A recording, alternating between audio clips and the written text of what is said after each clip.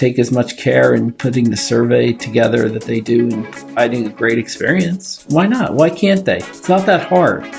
We always said this is part of your experience with the hotel. This is your final interaction with the hotel. We always say that. Hello, everybody. Welcome to another episode of Feedback Matters, and specifically our series, So You Want My Feedback, where we review the real-life asks for feedback from businesses that we go to in our lives. I'm here with my colleague, Rich Raffel. Hi, Rich. How are you today? I'm good, Jeff. How are you? I am well. So today we're going to take a look at I was at a hotel about 2 weeks ago in Los Angeles, California.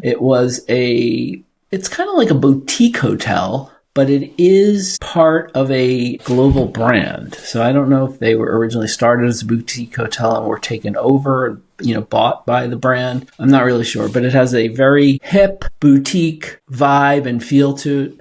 We've stayed there before. Great place. Love it. And as we always do, we get a survey a couple days after we check out. And so we thought today we will take a look at how they're asking for our feedback, and then we will go through the survey. Sound like a plan? Good plan. All right. So the first thing I have to do is figure out how to share my screen. You'd think I would know how to do that at this point because we've done it so many times. Hang on one second. Okay, so here's my screen, and what we will do is, as we always do, we'll read everything that comes on the screen because some people choose to listen to the audio-only version of this podcast, while others choose to watch us, our beautiful faces. We always say that, and can see the screen for themselves. So I will read through it. And the other rule that we always stick to is we do not divulge specifically who the business is, in this case, who the hotel is, because that's not what it's about. It's all about methodology, best practices, and the email design and wording, as well as the survey construction and design. Sound fair? Okay, so here is the email I received. Let's see, it was 3 days. Is that right? 3 days. No, it was 2 days after we checked out, which we like to say is a good interval from the time you check out, because it gives us enough time to get where we're going in case there's a lot of travel involved, as well as it's short enough so that the stay is fresh in our mind and we didn't really forget about anything during the stay. So I will read everything to you. The subject line is your recent stay at name of the hotel - a brief survey. The email address that it's from is the actual corporate name and it's sent by one of the large survey companies. And then on top, there is a logo, and it's the logo of the global brand. And it says, here's the text: Dear Jeff Robbins, we are delighted that you chose to stay at name of the hotel and then it says the date. It was February 26, 2025. We hope you had an enjoyable experience. So interestingly, it's saying the date that I stayed there, but that was only the date we checked in, so that's not great. Let's see, there were a couple nights. To continue to provide a high-quality guest experience, we kindly request your valuable feedback. And then we are going to see our old friend, the Net Promoter Score question in the body of this email. How likely are you to recommend, name of the hotel, to a family member, friend, or colleague planning to visit the area? And then there are 10-point scale. On the left side of the scale is 10, and then it goes 987654321 the right, and very likely is all the way to the left above the 10, and then above the 0 all the way on the right is not at all likely. And then it says select your rating above and you will be taken to complete the survey. The survey link will be valid until March 16th, 2025. If you have any questions or encounter any issues opening the survey, follow this link to contact us by phone or chat. We appreciate your feedback in advance at name of the global brand. Our purpose is to care for people so they can be their best, and this guides our efforts to support you and your travels. We look forward to welcoming you back again soon. Sincerely, and it's signed a person's name, President of the North American division of this World Global Hospitality brand. And then below that, can you just stop for a second? What is the link? to ask a question? Is it just somebody's name, or is it just help, or? I'll get back to that in a second. One sec. Good question. So at the bottom, there's just a disclaimer just about their privacy policy and links and why you're receiving this message, because you provided your email address during your stay, and so on and so forth, which is we see this all the time. We don't have to get into that again here. So getting back to your question, so there is that link where it says, if you have any questions or encounter any issues opening the survey, follow this link to contact us by phone or chat. I'm going to guess that it's just going to be a contact page for the brand, but let's play. Here we go. Well, not quite that good. It's a frequently asked questions page. They don't want you to. There's no place to email. You're going to have to search for it. It's not here. They're just sending you to their FAQ page. Anyway. Yeah, that's not good. No, that's not great. I was going to say, if it was like customer service at the name of the hotel or something like that, at least it's going to a person. That's not good either. But at least you assume it's going to somebody who's going to read it and answer it. No, it's just an FAQ page for the hotel brand. It's not even specific to feedback or surveys or anything. No, not good. Anyway, so that's strike one against them. Start. Yep. To start. Okay, what else are you thinking? From what you read, I was just curious about that. Okay, so, my first thing is, I said it's our old friend Net Promoter Score. I sort of said it sarcastically because we don't like Net Promoter Score. And I guess, is this the time to get into it? It might be the time to get into it, but Net Promoter Score is this question. It's a 0 through 10 scale, so there's 11 points on the scale. 0 is not at all likely. 10 is always very likely. And the question is, how likely are you to recommend? And it's used for a variety of businesses, not only in hospitality. Anyone who's watching or listening to this, I'm sure you've seen this. I'm sure you've gotten a survey from some business, if not many businesses and hotels and restaurants with this question, right? Yeah. So the only tweak here, or the only thing interesting here, is they have the scale flipped from how we usually see it. Usually you see it 0 on the left, not at all likely, and 10 being very likely all the way on the right. So it's going up, as we read numbers, the lower numbers are on the left, the higher numbers on the right. So we've talked about this with other kinds of surveys where are they trying to get people to, the first thing they see, people read like left to right, so they want them to click the thing that they first read. So they put the best score on the left. Is that what this is about? Hopefully. It's a shortcut. Can we talk about Net Promoter Score? I really want to talk about Net Promoter Score. Sure. I know that we have a video about Net Promoter Score it might be 6 years old now. It's years old. But the same idea is always here. And you and I have talked about this in many instances. I don't think we've actually talked about it on our podcast at all. But that I have a huge problem with this, right? So how likely am I to recommend the hotel to a family member, friend, or colleague? What does that mean? Like, are they asking me, like, I want to break it down. Like, they have a scale, 0 to 10, 10 being very likely and 0 not at all likely. I've stayed at the hotel, right? I've checked out of the hotel. So I know what the experience is like. I'm not going to get any more information about whether it's a good hotel or not. I've already formed my opinion, right? I already know everything I'm going to know about it. So if you ask me, if somebody comes to me and says, would you recommend the hotel? Why is it a scale of likely or not? Is it just, I'm going to just pick up today, I'm feeling happy, I'm going to say I'm very likely, and tomorrow, even though I have the exact same information, I'm in a bad mood, I'm not likely? I don't understand what it means. Like, do you understand what I'm saying? Yeah. Because we talked about it many times. Right? Yeah. Our position on this is a yes or no question. Right. I know everything I'm going to know about this hotel at this point in time. I have everything I have all the information I'm going to get. So you're asking me, would I recommend the hotel? It's not a likelihood to recommend. It's would I or would I not? because there's no other variables that are going to factor into the decision, unless if it's someone I don't like, maybe I won't recommend it to them, or I will if I had a bad experience. I mean, it's ridiculous. It's ridiculous. Still, yes. Let's say I say 5. Like, why would somebody say 5? What does it depend on? If it's not yes or no, what does it depend on? Tell me what it could possibly depend on.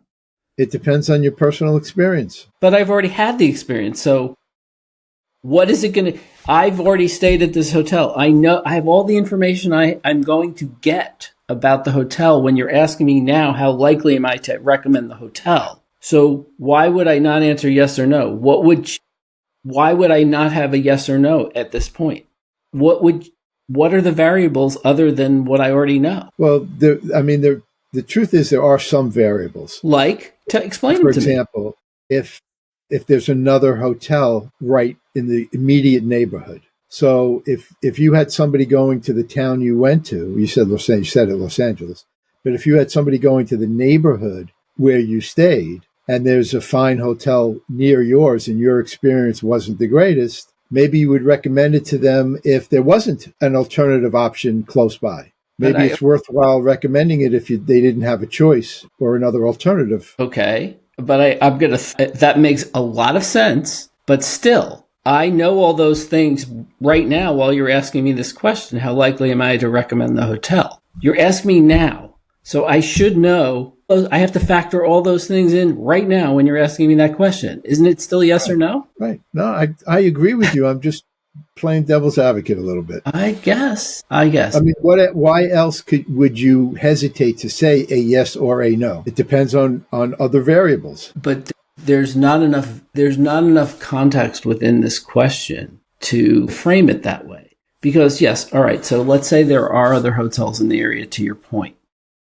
If somebody asks me about other hotels in the area, do I know them? Based on that, would I recommend it? Or if somebody said, I have kids and I'm going there, I still believe it's a yes or no question. Well, you just brought up a good point with children. It may be the kind of hotel that you would not suggest bringing kids. And that's a variable that could alter your decision. Would I recommend it to a family that's going with their children? No. Would I recommend it for a couple's getaway or date night or date trip? Maybe you would recommend it for different circumstances. Right. So, okay, let's use that. Given that the question's being asked to you right here, and you have a scale of 0 to 10, how are you going to figure out how many times people in those situations are going to ask you whether you're going to recommend it? You have to figure out that, I don't know, 80% of the time, so I'll get it, 8 out of 10 times people without kids are going to ask me whether to recommend it. I totally agree. It's a yes or no question. Okay, fine. I do know that, but I still, for the life of me, don't understand how there's value in looking at the nuances of an 11-point scale here. And we won't go into it here, but the way Net Promoter Score is calculated is so beyond ridiculous. Right. We've talked about that'll come a Net Promoter podcast. We will do a separate one about that and how they do the scoring. It gets ridiculous. So let's go. Let's do this. As I often do, I usually tell you how my experience was prior to us even getting into the survey or the ask for or for feedback. And again, it was a great experience. This is the second time we've actually been to this property. We liked it. We came back. So again, for me, it's not a 0 to 10 scale. It's yes or no. So how likely am I to recommend it? I'm going to recommend it. And, not to beat a dead horse here, but the way this is worded, you see this Net Promoter Score question asked in a number of different ways. They've actually thrown it all here. So they're saying, how likely are you to recommend the hotel to a family member, friend, or colleague? So again, to your point and our discussion about maybe it's good for kids, maybe it's not good for kids or people on a bachelor party or a bachelorette party. So there's 3 different groups of people here. Again, am I going to figure out what percentage of the time people in those categories are going to ask me whether it's good for them? And that's how I'm going to decide which of the 0 through 10 points I'm going to choose. It's utterly ridiculous. Anyway, for me, for you, I know It's either 0 or 10. So like the hotel, yes, I would recommend it to anybody who asked me. I might qualify it based on who's asking me, but how likely am I to recommend it? It's worthy of a recommendation to the right people, correct? Yeah. I mean, to do it right this way, you need to segment the audience. Yeah. And then you could determine, well, people with children like it, people without. I mean, that's too complicated. It's too complicated. You can't expect your guests or the respondents to a survey to figure that out while they're making this calculation. It's a very poorly executed question. It is. We know that. But let me ask you one more question. Sure. What we always say, are we digging into this because of our profession and because of our experience? And the average guest just, slides over it? Yes, we are digging into it because this is what we do. But most people have seen it. This thing has been around for 20 years, so it's everywhere. And there's so many decisions that have been made based on it. Yeah. Are they learning something from it? Of course they are. But is this the best way to figure it out? Is this the best way to determine whether they're doing a good job? There is 100% no way this is the best way to do it. Yes, they are learning something, but they could learn a lot more if it did. Just don't forget the question that we always bring up is, what's the difference between a 6 and a 7? What's the difference between a 3 and a 4? Yes. And I alluded to before, because the way they calculate a hotel's net promoter score at any point in time, or in any time period, I should say, is they subtract what they call their promoters, which are, I think it's 10s and 9s. They subtract the detractors, which are anything below, I don't even remember the numbers, 5, 6. I think it was 3. But the point is that there's a big difference between 7s and 8s and 8s and 9s. And like you said, your 8 could be my 9, your 7 could be my vice versa. And you may land right at one of those threshold points. Exactly. My 8 is a promoter and your 7 is a detractor. And that affects everything. And you know what? Hiring decisions, or firing decisions, I should say, are sometimes based on this. Bonuses are sometimes based on this ridiculous calculation. Yeah. And it's a shame. It's a shame. So anyway, getting back to what we're doing here, for me, yes, I would recommend the hotel. So it's a 10 for me. So let's click through and see what happens. All right. So we do click through and we go to the actual survey. Up on top is the logo of the global brand. The designation on the first question, it says required, and it's a repeat of what we saw on the email. How likely are you to recommend the hotel to a family member, friend, or colleague planning to visit the area? And they've captured my click-through 10, and so I don't have to do it again, which is a good functionality. Next question is also required. Compared to your expectations before arrival, how would you rate your overall experience at the hotel? So one of the things I'm seeing here is that this is a 5-point scale, following their idea where the best rating is on the left side, like they did in the Net Promoter Score question. To the left on this one, 5 is much better than expected, is also to the left, and then they count down to poorer ratings. So 4 is better than expected, 3 is as expected, 2 is almost as expected, and then 1 is worse than expected. Let's go piece by piece because I'm going to have to scroll down. Any problems with that question? Me neither. Yep. No, I like it. It's fine. It's fine. It's interesting to me because most often we do not see the scale in reverse order like this, but as we talked about before, people read left to right. They're maybe thinking that people zipping through are going to only see the thing on the left as they read through, but I think that's flawed. So I see the next question is another 11-point scale. It is. Thinking about your recent stay at the hotel, please rate your level of satisfaction with the following. Overall customer service. 10 to the left is very satisfied. And then the only other description of the rating is the 0 all the way to the right, which says very satisfied. Thoughts? I mean, we don't like that scale, period. And Agreed. The same reasons we've been talking about for years. Agreed. It's interesting that the question before that, they chose a 5-point scale. Yeah, be consistent. Right. Yeah, they're sort of following the Net Promoter Score 0 to 10 scale, except for on the expectation question. We'll see what happens below, but they're very inconsistent here. Well, you don't have the ability. I know you mentioned it, but you don't have the ability to put the description of. You can't certainly put 11 descriptions. I like it a lot. I like it a little more than a lot. You can't do 11 of those. Yeah. There's only so many satisfaction descriptors you can label here. But, as you can see on the question before, they have a descriptor or descriptive label for each of the 5 points on the expectation scale. So isn't that better? Isn't that better?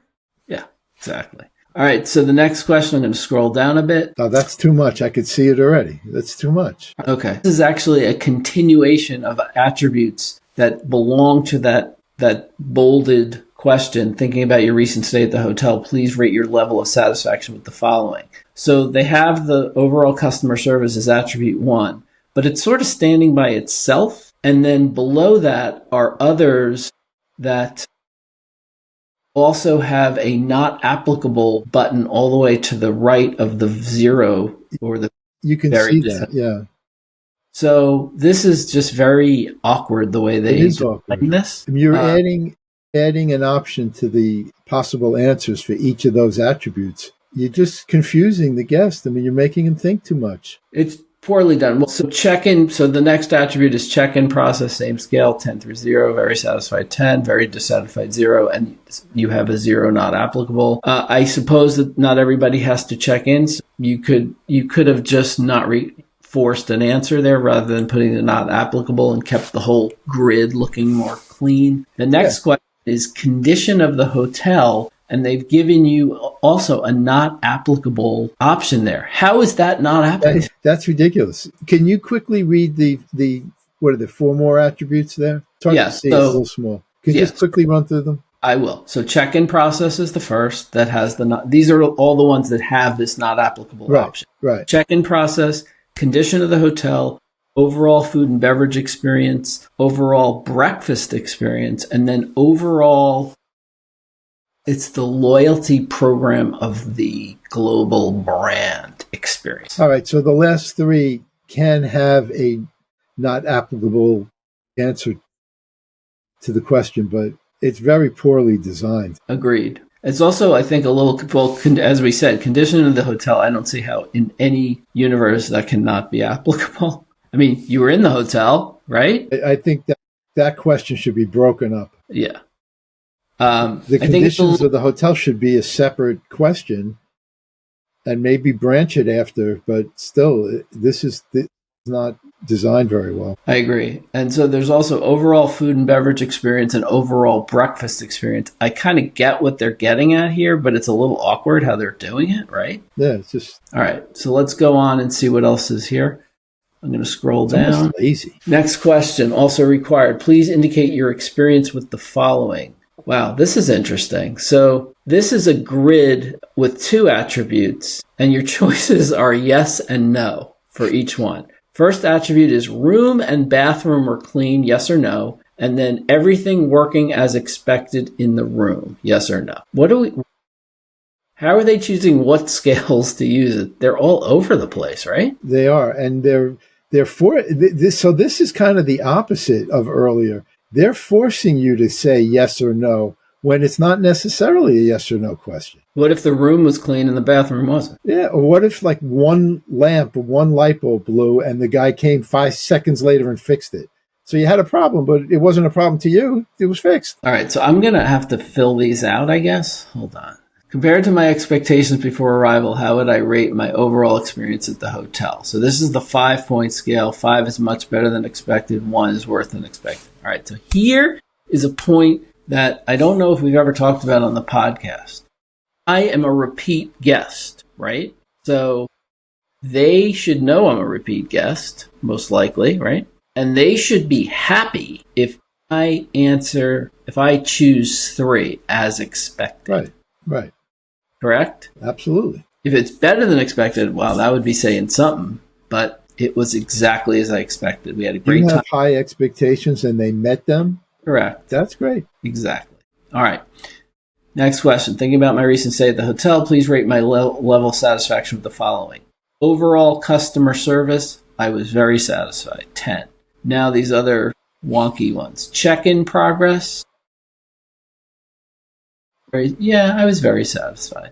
Condition of the hotel, not applicable? No, it was good. 10. Very satisfied. Overall food and beverage experience. I bought a cup of coffee. That's it. We didn't have breakfast there. So so stop there for a second. You bought a cup of coffee, right? I stayed the same time you did, and I had dinner and breakfast and lunch in the hotel restaurant. I'm giving an evaluation of my experience, and you're giving an evaluation of yours. How do they compare? Why does your 10 get the same weight as my 10 when they had to, do a much more thorough job satisfying me than they did for you? You know what? I think that is an excellent point. So I actually clicked not applicable, but it's really, that's not the right answer because it was they did something for you in food and beverage. They did. And I was very satisfied with the cup of coffee. The server was delightful. No, the server was delightful. No, I get it. But you're not comparing apples and apples. That's not my problem. That's what they're asking me, right? I know. And to your point, further your point of how ridiculous it is to keep it so simple here. And, there might be another page, but we'll see what happens. But in this hotel, there were 1, 2, 3, 4 different places where you could... That's even worse. I know. That's what I'm saying. I know. Overall breakfast experience, we did not have breakfast, so that's not applicable. And overall, it's the global brands program experience. I'm in the program. I don't even know how to answer this because I don't think it was applicable. I probably got points. I don't know. Did you get points? Yeah. For staying, yes, but did it impact my stay in any way? I don't think so. I don't know. It's not applicable. Maybe this is too broad. It's too broad because you may have gotten something from your rewards program that you didn't like. So you got something from it, but you didn't like it. I don't know. Let's keep moving. Okay, now please indicate your experience with the following. Room and bathroom were clean. Yes or no? It was clean. Yes. Everything working as expected in the room. Yeah, it worked. Okay. So little detail, right? Crazy. Okay, everything working in your room. Yes or no? What if you just stayed there on a quick business trip one night, checked in, checked out, boom. You didn't use anything in your room. I guess that's not a really strong point, but the point is that the question is not giving you the right options for an answer. It's not because there are a lot of things in the room that I might not get to, and if they're evaluating how they're doing and they see that 98% of the people who respond to the survey said, yeah, everything in the room worked, but what does it really mean, right? Right. To your point, if 75% of the people are overnight and they only use, they don't use everything, it's not really telling them. How do they know if it's working or not? They don't. They don't if they didn't use it. Right. It's just poorly constructed. It really is. I agree. Next. We're moving on. All right. Okay. Back to 5. We're back to a 5-point scale. Compared to your expectations before arriving, how would you rate the performance of the hotel on? Okay, now we're going to more attributes. So this is, I'll read the scale again first. So it's 5 through 1. Left to right. 5, much better than expected. 4, better than expected. 3, as expected. 2, almost as expected.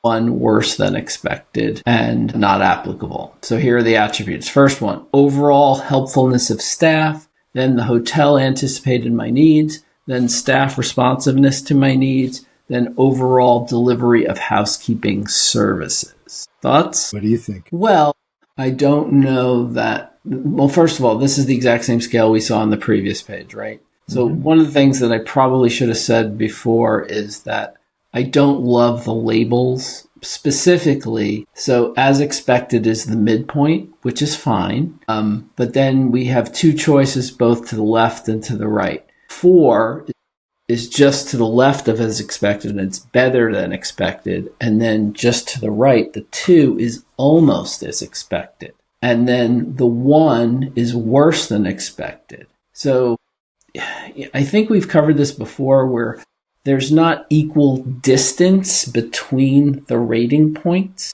Right. You know what I'm saying? Yeah. 4 is better than expected, and 1 is worse than expected. They should be the opposites.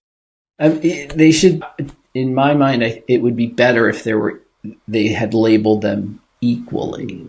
Yeah. Because most people are not going to read those the way they've labeled them. So, can you just read the question again? Compared to your expectations before arriving, how would you rate the performance of the hotel on overall helpfulness of staff? I don't know what that means.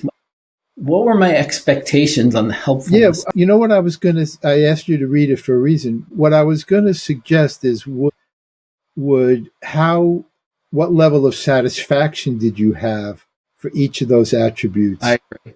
Rather than how you know what I mean? How did it meet your expectations that you had before you got there? I mean, is it complicating it? They've devalued the ratings here, the attribute ratings. I mean, what are we measuring? We're measuring customer satisfaction. I mean, especially so.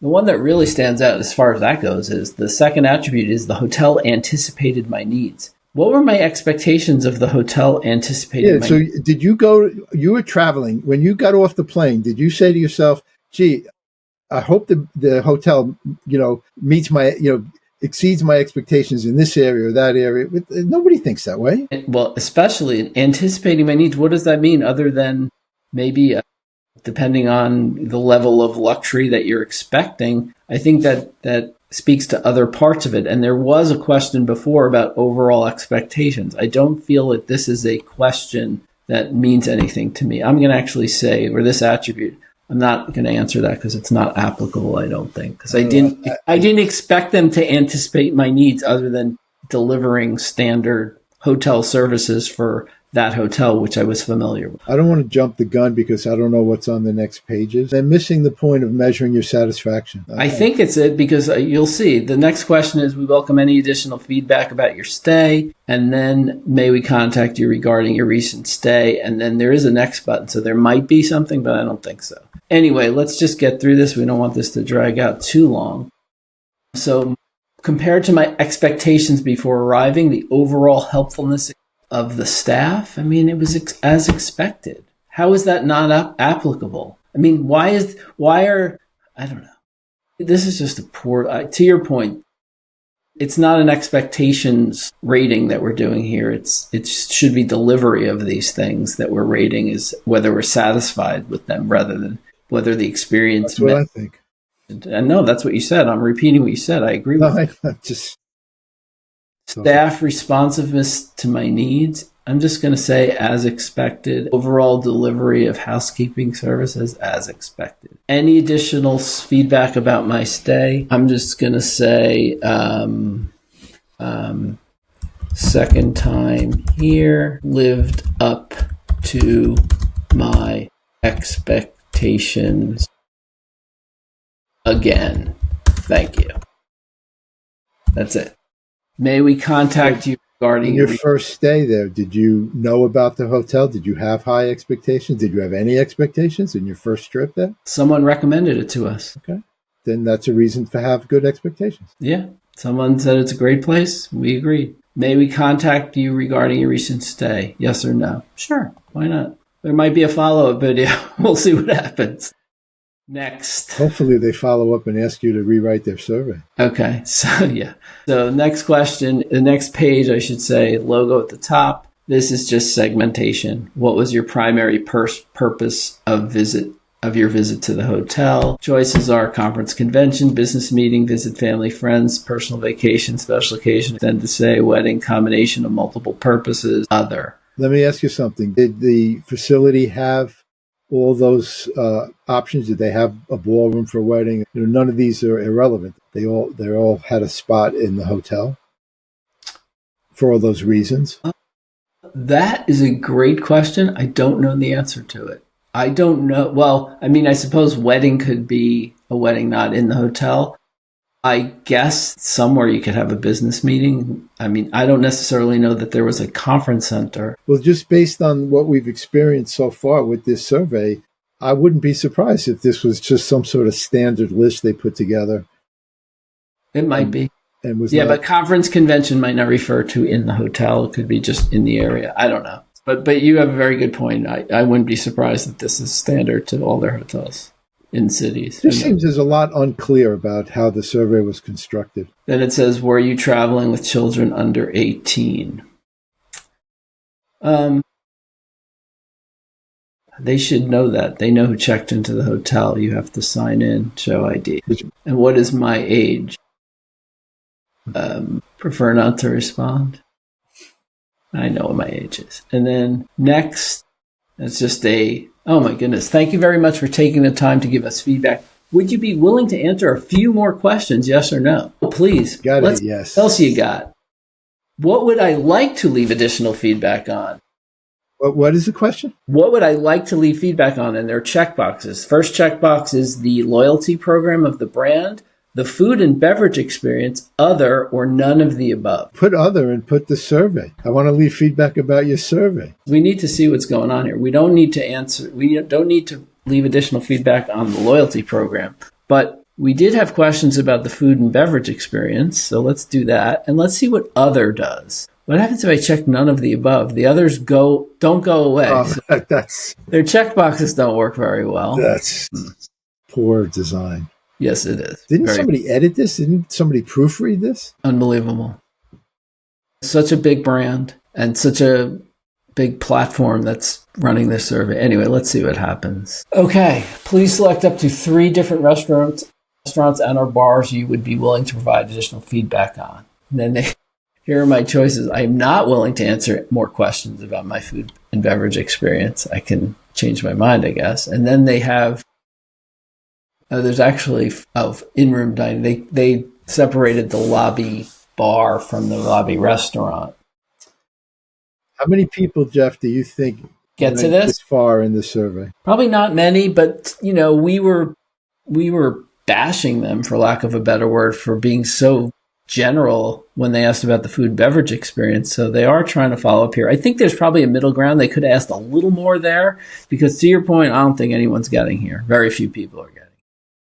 They might have hit what you did and further, went further in the survey. But once they see this, it's enough already. Well, I mean, let's just see, because I did buy the cup of coffee at the lobby bar. So let's see what they're going to ask me about the lobby bar. Truthfully, when you said let's go on, I thought there was going to be some verbatim boxes. No, this is okay. So they're saying, please select the meal period I visited while at the lobby bar. And then it's breakfast, lunch, dinner, drink, snack only, other. And then please rate your overall satisfaction with the following aspects of your food and beverage experience. And then it's the same 10 through 0 satisfaction scale, not applicable as a choice also. And then it's service, quality food, drinks, ambiance, and menu variety. And then there's a verbatim, please share additional details. This is the right way to ask questions about a food and beverage outlet, right? Yeah. Why didn't they do that before? They should be in the food in the front section. Oh, exactly. Overall satisfaction. This is fine. I don't like the 10-point scale, and it's backwards, but that's fine. So I only had a drink or snack. My service, excellent. Quality was excellent. Ambiance, very nice. Menu variety, I have no idea. I ordered coffee and no additional details. So that's it. Next, we welcome any more additional feedback about your stay at the hotel.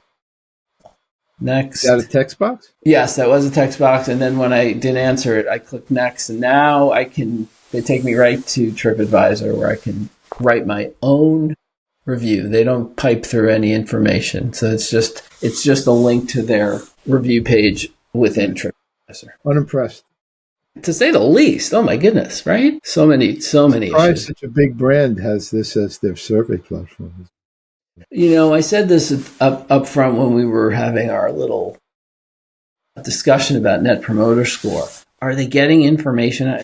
Are they learning anything from this? Of course they're learning something. But they could learn so much more, and they could provide a better survey experience for their guests. Absolutely. It's not specific enough in so many areas. Yeah. And just messy, sloppy, not great, just not great. And yes, you asked me before, do we look at it because we look at it with a very critical eye because of what we do? Of course we do. That doesn't mean it's right that they don't have to take as much care in putting the survey together that they do. No. providing a great experience. Why not? Why can't they? It's not that hard. We always really say not this that is hard. part of your stay's experience, your experience with the hotel. This is your final interaction with the hotel. We always say that. And other than... I'm sorry, I think they got a very high dropout rate. I would have to think that. Yes. Interestingly, there's a percentage status message that's in the browser. And I'm sitting on this TripAdvisor rating page, and it says the survey is 93% complete now. It's 92% complete when you got to the TripAdvisor page? Correct, 93%. So this TripAdvisor page, if you hit next, yes, I could skip this step. And you're going to go to more questions? No, it says survey 100% complete. Thank you very much for taking the time to give us. So that one page was 8% of the survey? 7. 93. I thought you said 92. I know. You said it twice. I'm just kidding you. So this says, thank you very much for taking the time to give us feedback. We regularly make improvements to our service as a result of the valuable feedback we receive from our guests. We look forward to seeing you in the future. And it's signed again by the... Is that the same person? Yes, it is. So that's nice. That's nice. No, it's good. It's very good. It is. It's good to see a name there, an actual name there. It would be better if the survey was done a little bit better, executed a little bit better. Anyway, so I guess that'll wrap this one up. Thanks, everybody, for watching or listening to this episode of So You Want My Feedback, part of the Feedback Matters podcast, YouTube channel, and blog. Rich, thank you, as always, for joining me. And pleasure. Thank you. This was an interesting one. It was for a number of reasons. So thanks again, everybody, and we will see you soon on another episode. See you next time.